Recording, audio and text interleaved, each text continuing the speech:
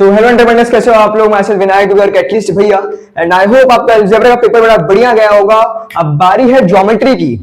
First of all very sorry कि video का late आ रहा है, क्योंकि रीजन इसकी आज मेरा एग्जाम था कॉलेज में इंजीनियरिंग ग्राफिक्स का, जिसमें आप मस्त मस्त डायग्राम्स बनाने थे आपके 3D डायग्राम्स 2D डायग्राम्स, तो बहुत सारी चीजें थी। तो एग्जाम थोड़ा सा ट्रिकियर था, थोड़ा सा लेंदी था, तो उसके प्रिपरेशन में वीडियोस नहीं आ पाए, बट एग्जाम हो चुका है। अब बात करते हैं आपके लिए क्या करना है। आपको सबसे ज्यादा स्ट्रेटेजी तुम सिंपल रखो।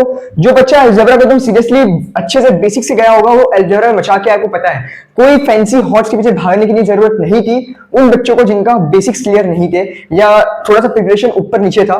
अगर उसका प्रिपरेशन ठीक ठाक से भी था, उसने सारे अच्छे से प्रैक्टिस किए थे, तो तब भी हॉट्स अटेम्प्ट करके आया होगा, चाहे वो आपका मीडियन वाला हो जाए, चाहे आपका पाई डायग्राम वाले हो जाए।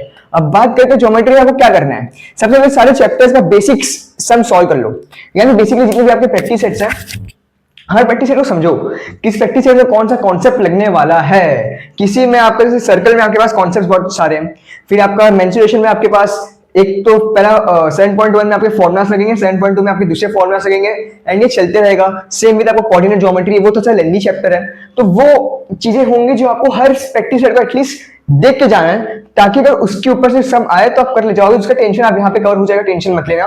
तो ये कर लेना, अभी आपके पास टाइम है, आज का पूरा टाइम बचा है आधा, कल का पूरा दिन बचा है, तो आराम से कर ले जाओगे, टेंशन की बात नहीं है। फॉर्मुलाज को फिंगर टिप्स पे रख रहे हो, क्या समझे।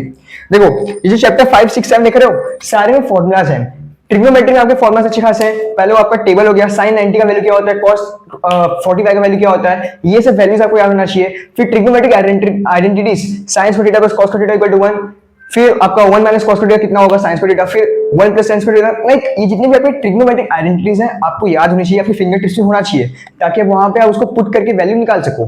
फिर आपका 7th आपका मेंसुरेशन हो गया, पहला पेज ही आपको मेंसुरेशन का फॉर्मुलास लिखे हैं, एंड ये कल चलते रहेगा आपका, तो फिंगर टिप्स रखना जरूरी है। चैप्टर नंबर 5 की बात करें तो स्लोप वाले फॉर्मुलास हो गए, तो ये सब चीजें आपको पता होना चाहिए कि कौन सा फॉर्मुला कहां लग रहा है। अगर आप आंसर सॉल्व नहीं कर पा रहे हो, आप फॉर्मुलास में लिख के तो आपको मार्क्स मिल जाएगा।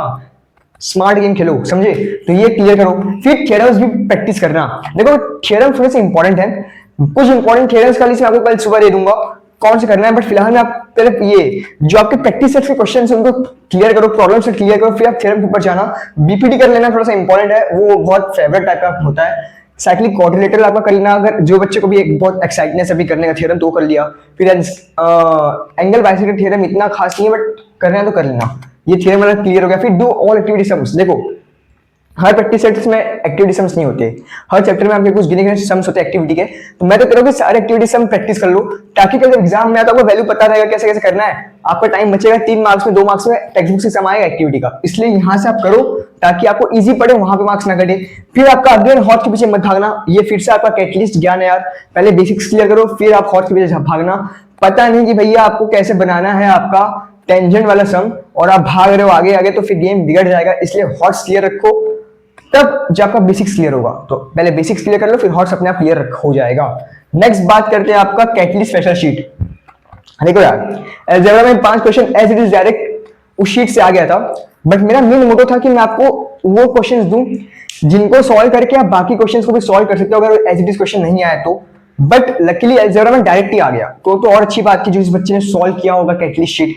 ज्योमेट्री मुझे ऐसा फील होता है कि ज्यादा चांसेस नहीं है कैटलिस्ट शीट से, बट स्टिल मैंने सिलेक्टिव क्वेश्चंस दिए जो कि इस लेवल के हैं कि उनको सॉल्व करते हो तो इसके उस कॉन्सेप्ट से क्वेश्चन आएगा तो आपका सारे क्वेश्चंस हो जाएंगे, घुमा फिरा के आएगा तब भी हो जाएगा।